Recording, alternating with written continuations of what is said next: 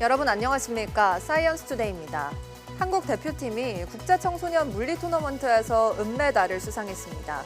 전 세계 35개국과의 치열한 경쟁 속에서 이뤄낸 값진 성과인데요. 앞으로 열릴 화학과 수학 등 국제과학 올림피아드에서도 좋은 결과가 이어지길 기대해봅니다. 오늘의 주요 뉴스입니다.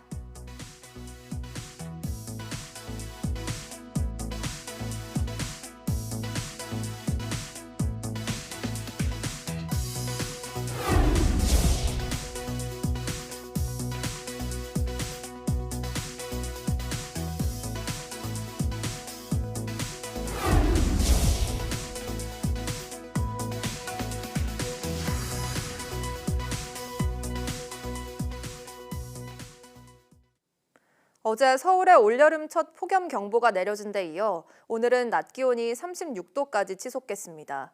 동풍이 산맥을 넘어 서쪽을 달구면서 이번 주는 서울 등 수도권부터 고온 위험 지역에 들어갈 전망입니다. 정혜윤 기자의 보도입니다.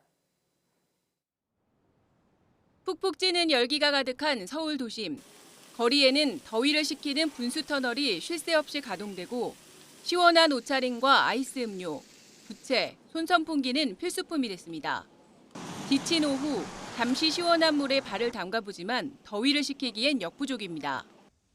서울은 올해 첫 폭염경보가 내려진 가운데 체감온도가 35도 안팎까지 치솟았습니다. 하늘이 흐려 햇살이 강하진 않았지만 습도가 높아 체감온도는 실제 기온보다 2, 3도 더 높았습니다. 경기 전 지역에도 폭염경보가 넓혀진 가운데 체감온도는 38도에 육박했습니다. 폭염경보는 이틀 이상 체감온도가 35도 이상 지속될 것으로 예상될 때 발령됩니다.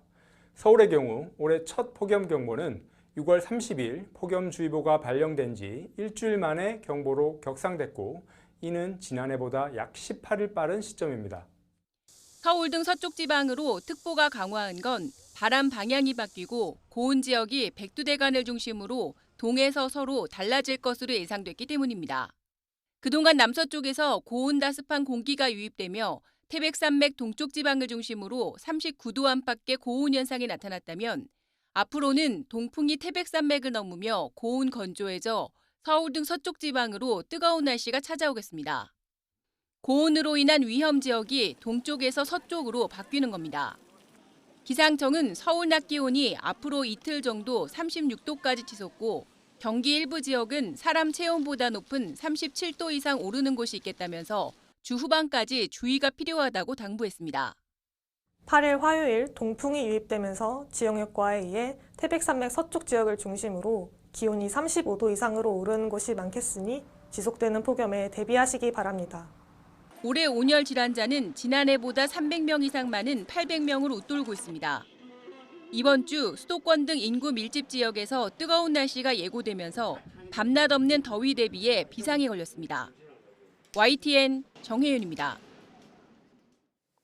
연일 푹푹 찌는 무더위에 전국에서 온열 질환자가 속출하고 있습니다.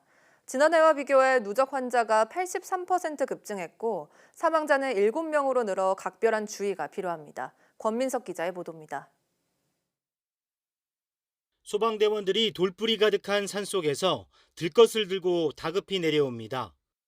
구조된 50대 등산객은 헬기로 병원에 옮겨졌지만 목숨을 잃었습니다. 사인은 열사병으로 발견 당시 고막 측정계로 잰 체온이 40.5도에 달한 것으로 전해졌습니다. 이를 포함해 전국에서 59명이 온열 질환으로 응급실을 찾았고 이 가운데 2명이 숨졌습니다.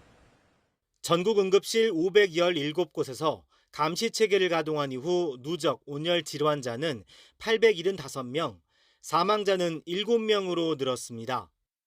지난해 같은 기간과 비교하면 83.2% 폭증했고 온열 질환 추정 사망은 2배 이상 발생했습니다.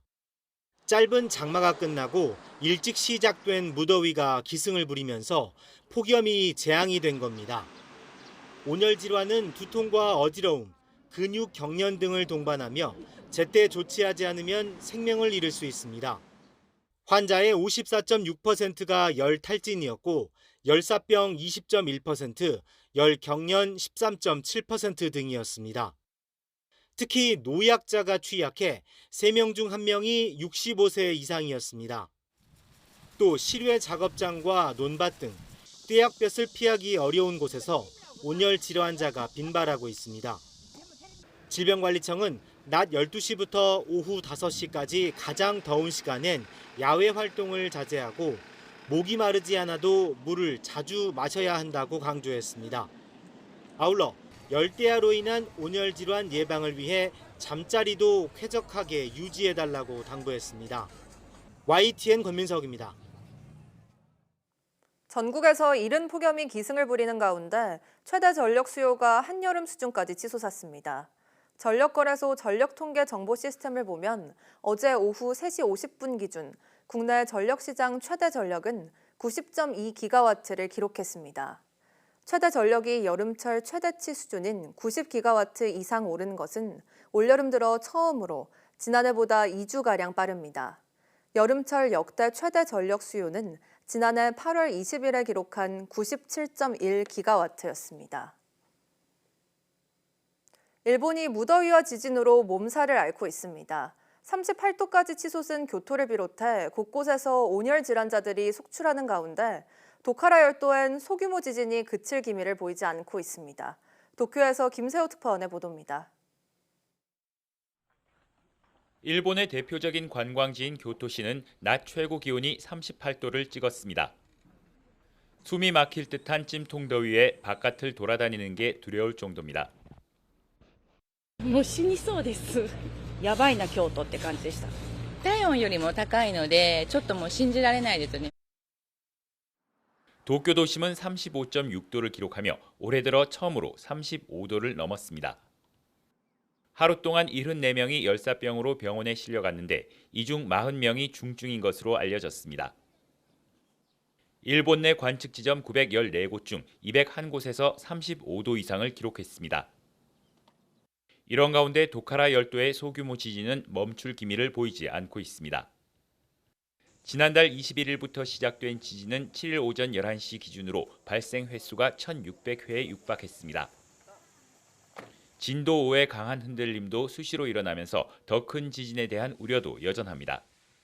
揺れの強かった地域では家屋の倒壊や土砂災害などの危険性が高まっておりますので、今後の地震活動や降雨の状況に十分留意をし 지금까지 섬 주민 59명이 가고시마시 등으로 피신했습니다. 일본 열도는 폭염과 거듭되는 지진으로 상당 기간 몸살을 앓을 것으로 보입니다. 도쿄에서 YTN 김세호입니다. 에베레스트 산에는 수십 년간 등반객들이 두고 온 쓰레기들이 쌓이고 쌓여 지구에서 제일 높은 쓰레기장이라는 오명이 붙었습니다. 하지만 눈과 얼음으로 뒤덮인 데다 산소도 부족한 고산에서의 청소 작업이 쉽지 않은 만큼 쓰레기를 나르는 데 드론을 이용하고 입산료를 올리는 등 여러 조치가 취해지고 있습니다. 홍주혜 기자입니다. 해발 8,848m로 세계에서 가장 높은 에베레스트 산. 1953년 뉴질랜드 산악인 에드먼드 힐러리와 네팔인 셰르파 텐징 노르가이가 등정한 뒤 7천여 명이 정상에 오르는 데 성공했습니다. 그러나 등반객들이 지나간 자리에 등산 장비부터 배설물까지 온갖 쓰레기가 남는다는 건 에베레스트를 향한 도전의 그림자입니다. 특히 영하의 기온에 얼어붙은 쓰레기가 겹겹이 쌓이다 보니 치우기도 쉽지 않습니다. 이렇게 에베레스트 산에 버려진 쓰레기는 50톤에 이르는 것으로 추정됩니다.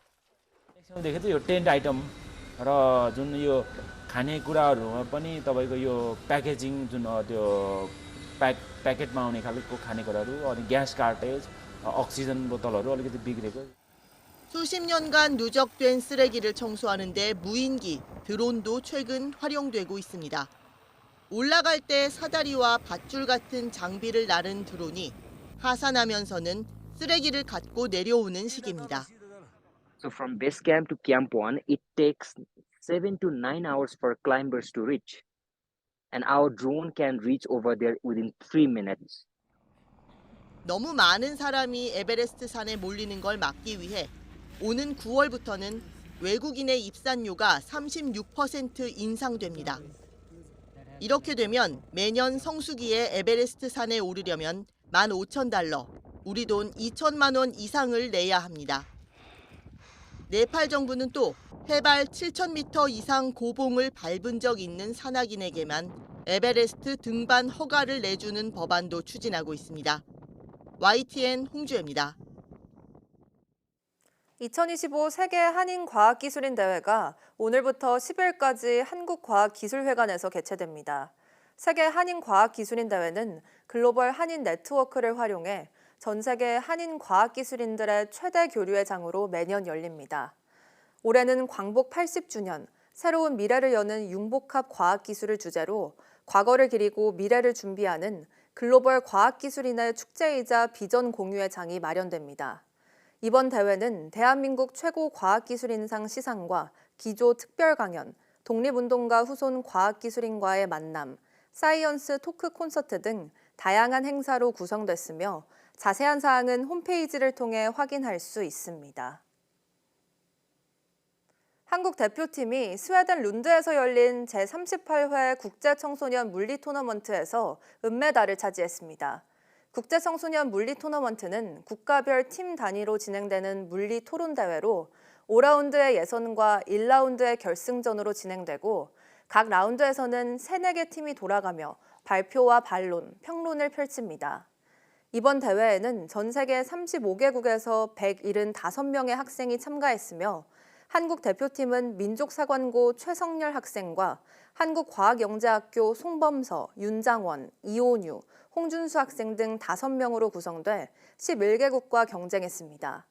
한국 대표단은 이번 물리 토너먼트를 시작으로 화학과 수학 등 국제과학 올림피아드에 차례로 출전할 예정입니다. 국내 생물의학 논문 5편 중 1편은 챗GPT 등 생성형 AI의 도움을 받은 것으로 나타났습니다. 독일 튜빙겐대 연구팀이 지난 2010년부터 지난해까지 1,500만 건의 논문을 분석한 결과 13.5%에서 대형 언어 모델의 사용 흔적이 발견됐다고 밝혔습니다. 특히 한국과 중국, 대만 등 비영어권 국가의 논문 중 약 20%에서 사용 흔적이 확인돼 영국과 호주 등 영어권 국가의 5%보다 높은 비율을 보였습니다. 연구팀은 학술지의 질이 높을수록 생성형 AI 사용 비율이 낮았는데 부실 학술지 의혹을 받고 있는 스위스 출판사 MDPI의 센서스에 실린 한국 논문 중 34%가 이를 활용한 것으로 파악됐다고 덧붙였습니다.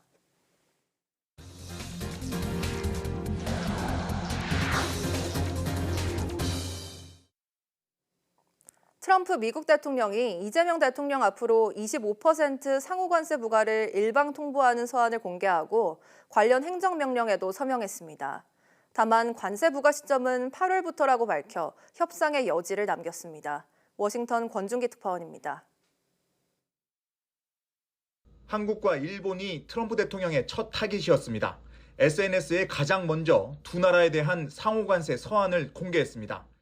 We have these beautiful letters that the president has signed. This one is to the president of the Republic of Korea. Original signature on that, and these will be mailed. 이재명 대통령을 수신인으로 하는 서한에서 트럼프 대통령은 한미 무역 관계는 상호주의와 거리가 멀다고 주장했습니다. 그러면서 8월 1일부터 25% 관세율을 적용하겠다고 밝혔습니다. 상호관세는 자동차와 철강에 부과되고 있는 품목별 관세와는 별도로 만약 미국산 제품의 보복 관세로 대응할 경우 추가 관세를 매기겠다고 경고했습니다. 한국과 나란히 공개한 일본 서한도 수신인만 이시바 총리로 바뀌었을 뿐 관세율과 부과 시점 등 내용이 모두 동일했습니다. 트럼프 대통령은 상호관세 유예 기한을 7월 9일에서 8월 1일로 연장하는 행정명령에 서명하며 앞으로 3주 동안 협상의 여지를 분명히 했습니다. 미국 내 투자로 관세를 피하거나 시장 개방과 무역 장벽 철폐로 관세율을 낮출 수 있다는 겁니다. These new rates that will be provided in this correspondence to these foreign leaders will be going out the door within the next month, or deals will be made, and those countries continue to negotiate with the United States. 트럼프 대통령은 한국과 일본 서한 공개 이후 태국과 남아공 등 총 14개 나라에 보내는 서한을 SNS에 줄줄이 공개했습니다. 25% 관세율이 최저로 최대 40%까지 통보됐습니다. 트럼프 대통령의 이번 서한은 관세 유예를 연장하면서 더 적극적인 협상을 압박하기 위한 의도로 해석됩니다.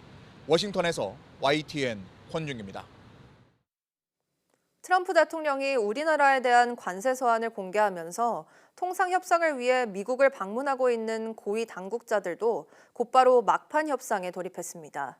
앞으로 20여일의 협상 시간을 벌게 됐지만 상호 관세는 물론 품목별 관세 이견을 둘러싼 진통이 예상됩니다. 워싱턴 홍상희 특파원입니다.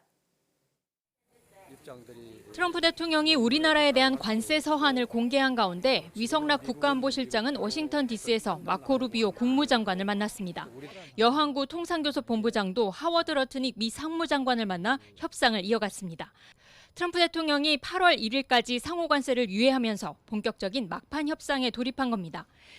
20여일의 시간은 벌었지만 협상 전망은 안개 속입니다. 트럼프 대통령이 협상을 통한 상호 관세율 조정 가능성을 시사했지만 품목별 관세는 별도라고 강조한 것도 우려되는 부분입니다. 자동차와 철강 등에 대한 품목별 관세 완화는 어렵다는 입장을 시사한 것이라는 해석도 나오고 있기 때문입니다. 이 품목별 관세는 미국의 어떤 산업 보호 측면에서 굉장히 미국에서도 좀 중시하고 있는 거기 때문에 사실 상대적으로 더 어려울 것이다라고는 보고 있습니다.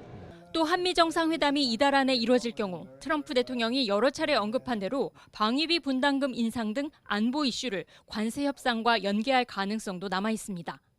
지금 2개 협의가 진행 중인데 아시다시피 하나는 통상 협의고 또 하나는 또 안보 협의도 진행 중에 있습니다. 다양한 이슈들이 서로 얽혀 있고 서로 영향을 주고받는다고 생각합니다.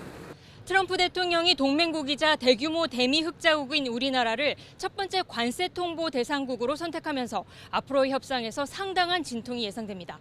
워싱턴에서 YTN 홍상입니다. 삼성전자의 2분기 잠정 영업이익이 4조 6천억 원으로 집계됐습니다.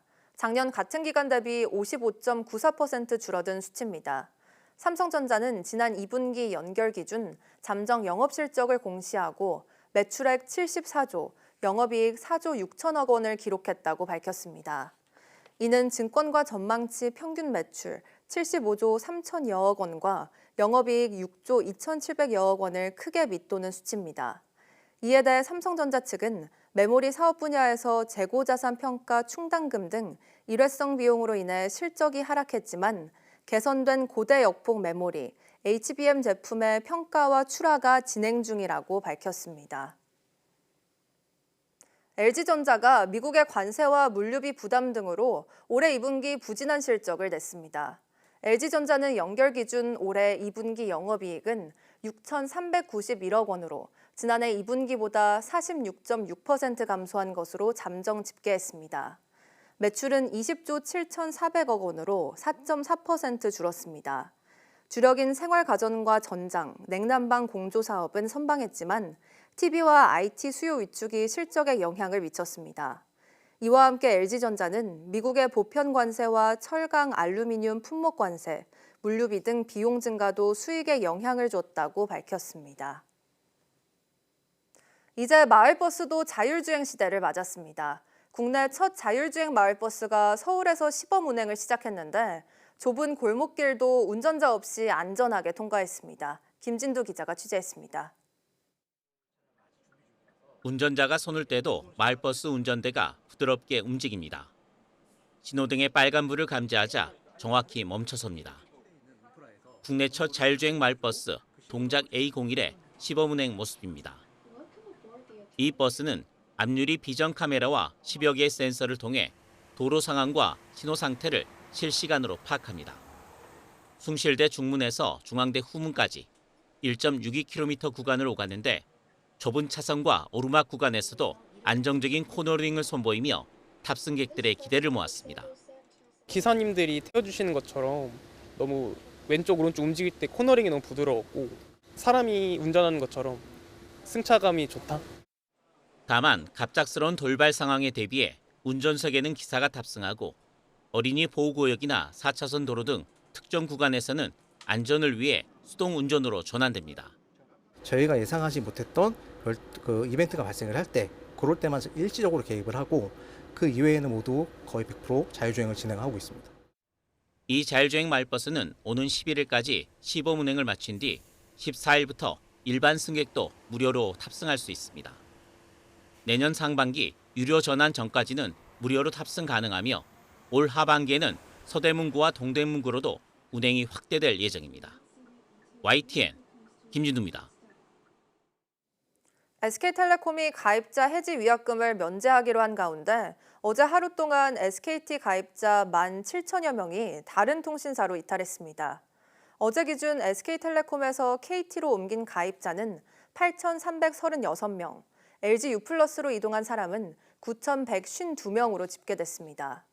반대로 KT와 LG U+에서 SKT로 이동한 경우를 뺀 순수 이탈자는 6,675명으로 파악됐습니다. 이는 SKT 해킹 사고 발생 이후 하루 이탈자가 가장 많았던 지난 5월 3일 22,400명을 기록한 뒤 최대 규모입니다. SK텔레콤 가입자 이탈 추세는 위약금 면제 시한인 오는 14일까지 이어질 것으로 전망됩니다. 술집이나 식당에서 파는 소주값이 10달 만에 상승하고 맥주 가격도 지난해 계엄 사태 이후 처음으로 올랐습니다.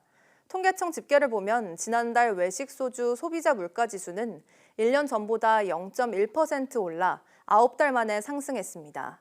지난달 외식 맥주도 0.5% 오르며 지난해 12월 이후 7달 만에 상승했습니다. 외식 주류 가격 상승은 자영업자들의 주류 할인 전략이 끝났거나 폐업이 잇따른 데서 비롯된 것으로 보입니다. 전국 최초의 주말형 관광시장으로 개장한 전남 장흥 토요시장이 올해로 20주년을 맞았습니다. 주 5일째 근무에 맞춰 시작된 이곳은 주말마다 지역민과 관광객들이 함께 어우러지며 골목 상권 활성화에 큰 도움이 되고 있습니다. 오선열 기자가 취재했습니다. 시장 골목이 보따리 든 손님과 맞이하는 상인들로 붐빕니다. 매주 토요일마다 전국에서 몰려든 방문객들로 시장은 활기가 넘칩니다. 장점은 가격이 저렴하고요. 가성비가 좋고 그다음에 이제 그래도 인심이 좋아가지고 이렇게 옥수수도 받고 그러고 있거든요. 할머니들이 손수 키운 농산물을 고르고 흥정하며 넉넉한 임신과 웃음이 오갑니다. 많이 줘. 한 번 더 줘. 아직 그만해. 장이 열릴 때마다 펼쳐지는 다채로운 공연은 시장의 흥겨움을 더합니다. 경기 불황에 무더위까지 겹쳐 힘들지만 시장을 찾은 손님들 덕분에 상인들도 기운을 내봅니다. 농가에서 재배를 해서 가져와서 아주 저렴하게 파는 그런 곳이 있고 토요일 날 같은 데 오면은 마음껏 놀고 노래도 부를 수 있고. 주 5일째 시행에 맞춰 전국 최초 주말형 관광시장으로 문을 연 장흥 토요시장이 올해 20주년을 맞았습니다. 특산품인 한우와 키조개, 버섯을 함께 즐기는 장흥 삼합은 관광객 몰이에 결정적인 역할을 했습니다. 장흥 토요시장은 전국 최초로 주 5일째 근무가 시작되는 날 토요일마다 장이 서는 문화관광형 시장의 원조라고 볼 수 있습니다. 장흥구는 전통 토요시장 활성화를 위해 청년 상인을 육성하고 먹거리 특화거리 조성도 추진하고 있습니다. 토요시장의 주체가 되는 행정과 그리고 상인과 그리고 지역민이 함께 하나가 돼서 토요시장 활성화를 위해서 모든 노력을 기울여야 된다고 생각을 합니다. 볼거리와 먹을거리, 즐길거리가 함께하는 정남진 장흥에선 오는 26일부터 시원한 물축제도 열릴 예정입니다. YTN 오선열입니다.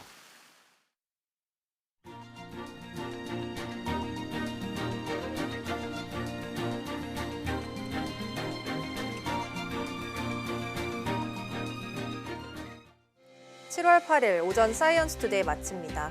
오후 뉴스도 많은 시청 바랍니다. 시청해주신 여러분 고맙습니다.